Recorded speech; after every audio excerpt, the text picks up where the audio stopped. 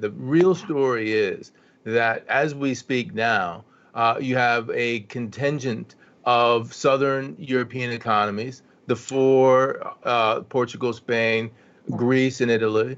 And then you have four Northern economies, that's Finland, Austria, the Netherlands, and Germany, uh, basically tete-a-tete with each other. Yeah. The last that I've heard about the Euro bonds is that there's a contingent of even the likes of Latvia, actually, interestingly enough, are moving into the Southern European camp with France as the kingmaker. Yeah. So from my perspective, it seems like we're at a pivotal moment in the redenomination risk game Yeah. with people like Mark Rutte, who's the head of the Dutch government, saying under no circumstances are we changing our position. Where does this go? This whole Eurobond versus ESM debate. I think it is going to be very, very difficult to actually get this through and make it work. Italy's debt to GDP is already 132%.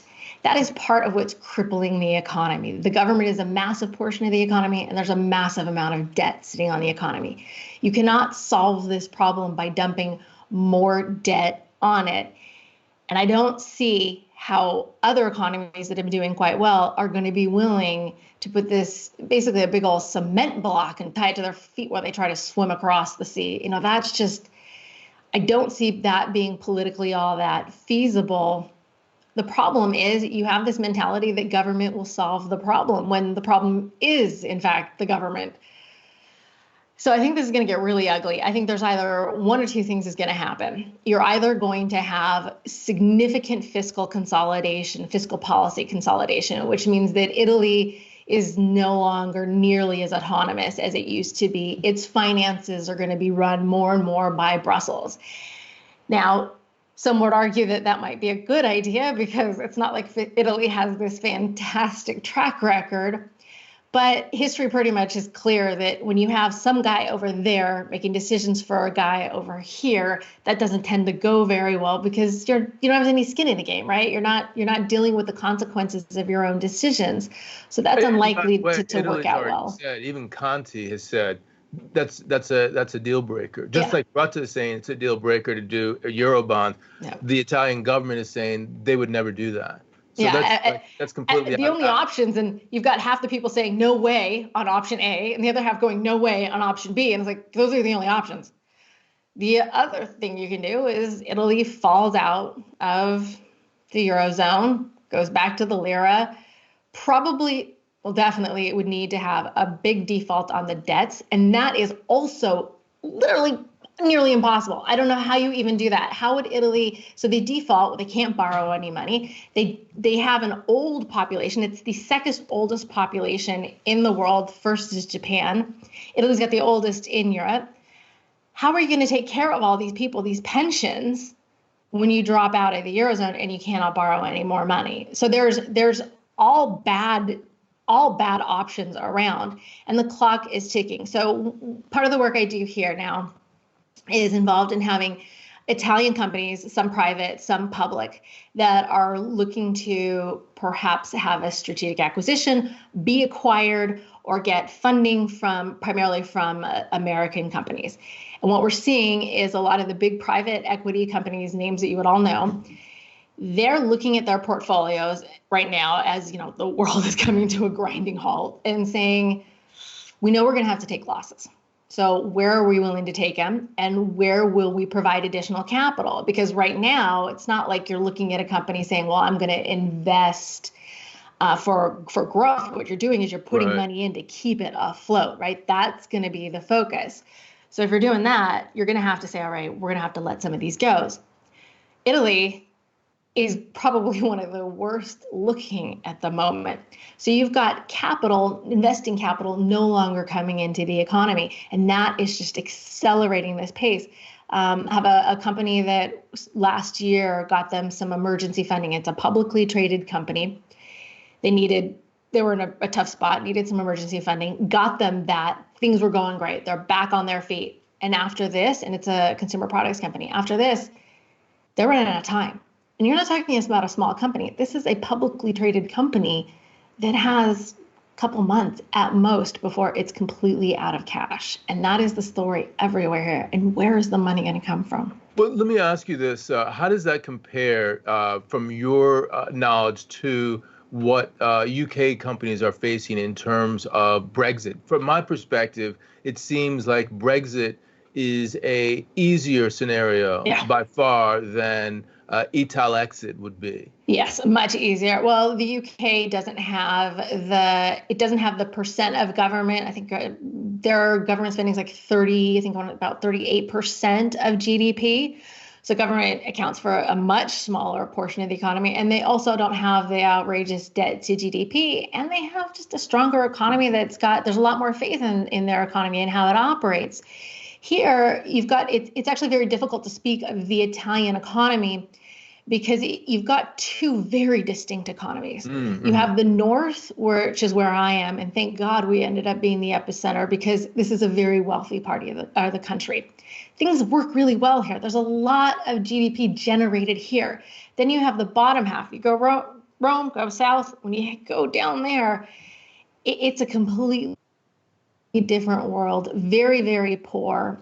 And there you end up with some of these perfect examples of what is so wrong with the country, where you have like more guys that work in basically their version of fish and game in the southern parts than you have in huge parts of the United States. I mean, it makes no sense. You have government just paying people to do nothing because they don't know what else to do.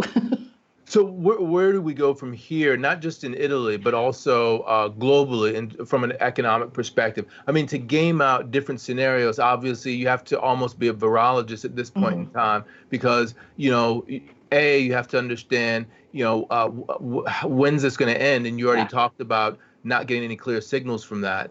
B, you have to understand what the policy response is going to be. And then C, you have to get a sense of what the backside economic damage is going to be. But if you could game out, sort of best case, medium, and worst case scenarios for Italy and other places that you're interested in, what would you say? Well, I think what we've seen out of the ECB, I think they're going to pull out all the stops. They're going to come up with everything they can possibly come up with. I think Germany is not going to be able to fight back the way it has been. Angela Merkel, I think, she knows you just can't have Italy fall out. They've at least got to give it a shot. One good thing, Salvini, he's the leader of it's Lega. And Lega is the much more nationalistic, very anti-EU group. He's got a lot less power than he had a couple years ago. So that's a good thing to kind of help that relationship along. There's talk here, we'll see if it comes to pass, but there's a lot of talk of scrapping the current government, which there's precedent for this in a crisis. Remember last time, great financial crisis, they basically scrapped the Italian government and they put Draghi in charge.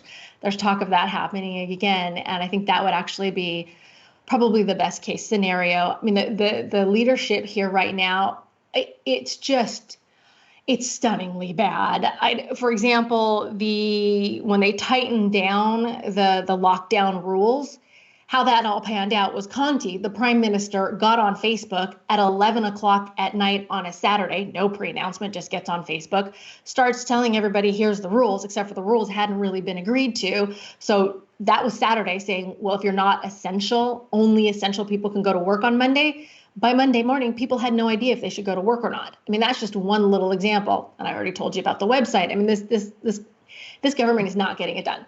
We need to have an adult in charge. So hopefully we do get Draghi in. I think that would be a really, really good move for the country. And I think it would be good for the European Union to get him in. I think Christine Lagarde, having her be put in the ECB, I think that was a very big sign that they were going to be willing to do some very creative things. So you're asking what would be good? Well, there's good in the short term, and then there's good in the long term. And, the markets really only care about the very short term these days. So I think if we get the ECB to get very creative, the Euro bonds, if maybe we get Draghi or some other person that's put in charge here with some decent marching orders and instead of what we've got. I think that will be very good short term. Long term, I think if they do that, it'll probably be disastrous for Italy, and it will continue to struggle because the real problems of this economy cannot be solved by just loading more debt and having the government spend more. And I think this is something you were saying, well, what needs to be happening all over the world? We need to get back to some basics here. To grow an economy, there's only two ways to grow an economy. You grow the labor pool, you grow productivity. Well, growing the labor pool, either you bring in immigration, which is, you want to bring in like the best and the brightest. If your economy is struggling, it's very difficult to get the world's best and the brightest to kind of want and work in your economy. Or you have babies. Well, that's kind of a long-term solution. So there's not much we can do on the labor force. What you can do is improve productivity. And productivity isn't really like people think about productivity as like shop floor or something like that, building more widgets. But that's kind of 80s idea on productivity. What you get with productivity is information, clarity of data. And what we have seen all over the world is with central banks really mucking with the price of money. That's a very important data point. So there's lack of information, and productivity needs good decision making. When you don't have good data coming in, it's very difficult to make good decisions. We've seen post-financial crisis an incredible explosion in regulation and an increasingly complex tax code that also changes the way people do things, and they do things based on these regulations and this tax code. And then that means that the information you're getting in is even more mucked up. So until we start really addressing that those are some of the problems and not the solutions, I think longer term, we're going to see slower and slower economy, which is exactly what we've been seeing. The rise of central banks post Alan Greenspan, when he decided he could just sort of monetary policy away the normal business cycle and get rid of failure, get rid of recessions. When we started doing that, and then as we saw more regulation, increasingly complex tax code, economy's just growing slower and slower.